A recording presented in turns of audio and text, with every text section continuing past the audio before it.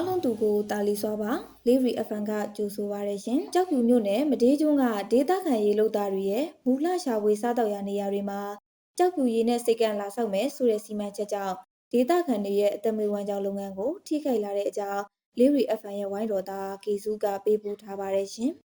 ်ဒီအစီအစဉ်ကိုကျမနေနေကတင်ဆက်ပေးပါမယ်ရှင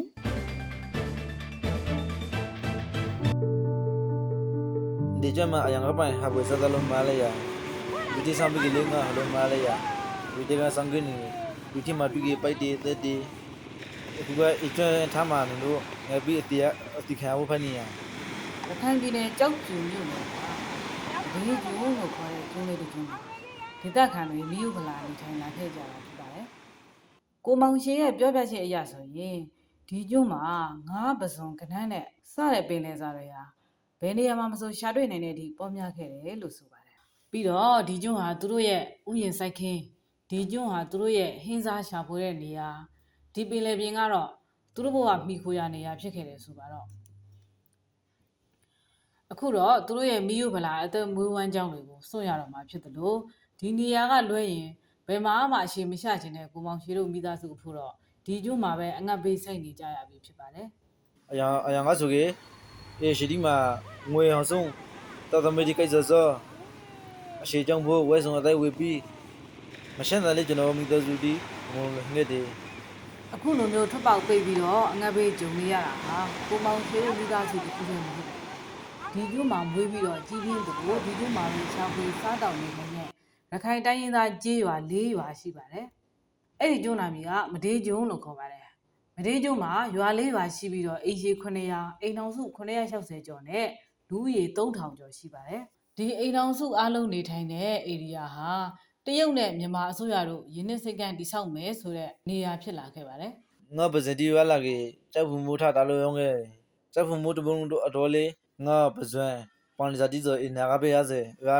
ညာပါဆိုကေဟိုင်မိုးလန်ကေချက်ဖူမိုးကိုစာရနာတာဝဲဟောင်းဒီကရလာတဲ့ငါးတွေဟာရေလုံးငန်းလုတ်တဲ့ကြေးရွာတွေအပြင်လူဦးရေ9000ကျော်လောက်ရှိတဲ့ကြောက်ဖြူမြို့လူထုရဲ့အာဟာရအတွက်လည်းအားထားစရာဖြစ်ပါတယ်ဒီကျွန်းဟာဆိုရင်ပင်လယ်ထွက်ပေါက်တစ်ခုဖြစ်တဲ့တန်စစ်မြစ်ကြောင်းတစ်လျှောက်မှာရှိပြီးတော့ဒီကြေးရွာတွေဟာလည်းတန်စစ်မြစ်ကိုမိခိုပြီးတော့အထက်ကအသက်မွေးကြောင်ပြုတ်နေကြရတာဆိုတော့ဒါပေမဲ့ဒီဒေသခံတွေရဲ့ငါးဖမ်းနေရာတွေမှာသိမ်းမောတွေစိုက်ကပ်နိုင်မဲ့ရင်းနဲ့စိတ်ကန်းဆောက်မယ်ဆိုတဲ့သတင်းဟာသူတို့ရွာသူရွာသား3000ကျော်ကိုစိုးရိမ်စရာအရေးပေါ်အခြေအနေတရဖြစ်လာခဲ့ပါတယ်ဝင်းနေတာတမ်ဘော်ဒီကဲဖလိုတော့ပတ်တယ်ကော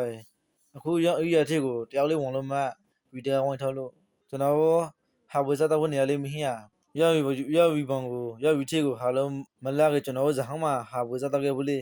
ေကြောက်ဖြူရင်းနဲ့စိတ်ကန်းစီမံကိန်းဟာတရုတ်အတွက်အဓိကအရေးပါတဲ့စီမံကိန်းဖြစ်တယ်လို့မြန်မာပြည်အတွက်လည်းဝင်ငွေများစွာရှာဖွေနိုင်မယ်လို့မြန်မာအစိုးရဘက်ကလည်းမျှော်လင့်ထားပါတယ်ရခိုင်ပြည်ကြောက်ဖြူမြို့နယ်ဟာလက်ရှိအချိန်မှာလည်းပြည်ထောင်စုအစိုးရကိုဝင်ငွေများစွာရှာပေးထားတဲ့သဘာဝဓာတ်ငွေပိုက်လိုင်းကြီးတည်ရှိနေတဲ့နေရာလည်းဖြစ်ပါတယ်ဒီစီမံကိန်းတွေအပြင်နောက်ထပ်သဘာဝဓာတ်ငွေနဲ့လက်ပတ်ပြီးတော့လျှက်ဆက်မီဂါဝက်300လောက်ထုတ်လွှတ်နိုင်ဖို့စက်ရုံတွေလည်းတည်ဆောက်လျက်ရှိပါတယ်အခုတည်ဆောက်မဲ့စီမံကိန်းမှာရင်းနဲ့စိတ်ကန်း2ခုပါဝင်မှာဖြစ်ပြီးတော့ရင်းနဲ့စိတ်ကန်းအတွက်စုစုပေါင်းမြေဧက643.88ဧကကိုအသုံးပြုတည်ဆောက်ထားမှာဖြစ်ပါတယ်ဒီစီမံကိန်းအတွင်းနောက်ထပ်မဒေးကျွန်းနဲ့ရမ်းပြဲကျွန်းကိုချိတ်ဆက်မဲ့တရားတစ်စင်းလေးပါဝင်မှာပါပြီးတော့မန္တလေးကြောက်ဖြူရထားလမ်းပိုင်းနဲ့ကားလမ်းတစ်ခုကိုလည်းထည့်သွင်းတည်ဆောက်မှာဖြစ်ပါတယ်ရင်းနဲ့စိတ်ကန်းစီမံကိန်းမှာကုန်ကျငွေစုစုပေါင်းဆိုရင်အမေရိကန်ဒေါ်လာ9ဘီလီယံခန့်မှန်းထားပြီးတော့အဆင့်3ဆင့်ခွဲပြီးတည်ဆောက်မှာဖြစ်တယ်လို့အစိုးရရဲ့သတင်းစာရှင်းလင်းပွဲတရက်ကသိရပါတယ်ပထမအဆင့်အနေနဲ့မဒေးကျွန်းပေါ်ကရင်းနဲ့စိတ်ကန်းကိုစတင်တည်ဆောက်မှာဖြစ်ပြီးတော့အမေရိကန်ဒေါ်လာ1.3ဘီလီယံသုံးစွဲဆောက်လုပ်ဖို့သဘောတူညီထားပါတယ်ဒီစီမံကိန်းကိုတော့တရုတ်နိုင်ငံပိုင်တဲ့ CITIC Group နဲ့မြန်မာအစိုးရလက်အောက်ခံကုမ္ပဏီဖြစ်တဲ့ကြောက်ဖြူ Special Economic Zone Deep Seaport Company Limited တို့ကတည်ဆောက်မှာဖြစ်ပါတယ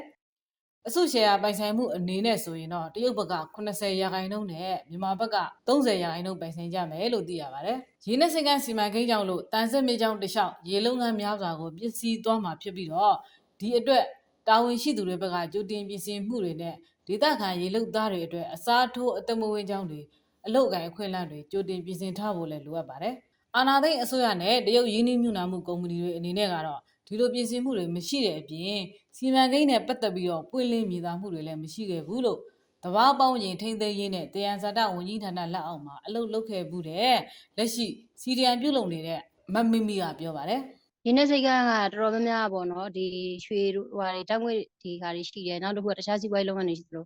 management ကတော်တော်များများပတ်ဝန်းကျင်ကိုအလေးမထားဘဲနဲ့ management ကရခိုင်မှာကျမစစ်တွေမှာတာဝန်ကြတော့ငါအမြဲတမ်းကျမတို့ဒီအဲ့မှာကြောက်ဖြူစီမံကိန်းနဲ့ပတ်သက်လို့ဌာနဆိုင်ရာတွေကိုယ်တိုင်ကထထဲဝင်သိခွင့်မရဘူးဌာနထဲမှာပဲရှိခဲ့တယ်ဒါမှမဟုတ်တချို့သတင်း information တွေအဲ့မှာပွင့်လင်းမြင်သာမှုမရှိတာတွေအများကြီးပဲတွေ့ရတယ်ဌာနဝန်ထမ်းတယောက်အနေနဲ့လည်းမသိတာတွေအများကြီးပဲပေါ့နော် information ရလာဆိုမရခဲ့တာတွေရှိတယ်ဝင်ဒီဌာနဆိုင်ရာအနေနဲ့ဝင်ရင်တော့မှဝင်ခွင့်မရဘူးပေါ့နော်အလံနေတော့မှအဲ့လိုဟိုဘက်ကအလံနေစိုက်တာမျိုးစိုက်ထူထားတာလို့ဒီ management မကောင်းဘူးဆိုလို့ရှိရင်ထိခိုက်မှာကကိုယ်နိုင်ငံကိုယ့်ရဲ့ local people တွေပေါ့နော်ဒေသခံအများကြီးပဲထိခိုက်တယ်အများကြီးပဲနစ်နာတယ်ဟိုနော်ပြောမယ်ဆိုရင်တော့အစိတ်အန်ကြီးထဲမှာကြံခဲ့ရမှာက local people တွေဖြစ်တယ်လို့ကျွန်မပြောချင်ပါတယ် ကိုပေါင်ရှင်တို့မိသားစုကသူတို့နေထိုင်ရာအရက်ဟာတရုတ်နဲ့မြန်မာအစိုးရတို့အတွက်ဘယ်လောက်အေးပါသလဲဆိုတာမသိပါဘူးသူတို့ငါးဖမ်းကွက်တွေဟာနောက်တစ်ချိန်မှာဘယ်လိုစီမံကိန်းကြီးတွေဖြစ်လာမယ်ဆိုတာလည်းသူတို့ကြိုမသိခဲ့ပါဘူးဒါပေမဲ့ငါးဖမ်းခွင့်မရတော့တဲ့ရေပြင်ကိုငေးပြီးတော့တငါတယ်တွေရဲ့ဘဝကိုစာနာမဲ့သူကိုစောင့်ဆိုင်ရင်းနဲ့အဲ့ဒီကျွန်းပေါ်မှာပဲသူတို့ဟာရှင်သန်မှုဆက်လက်ရုန်းကန်နေရဆဲဖြစ်ပါတယ်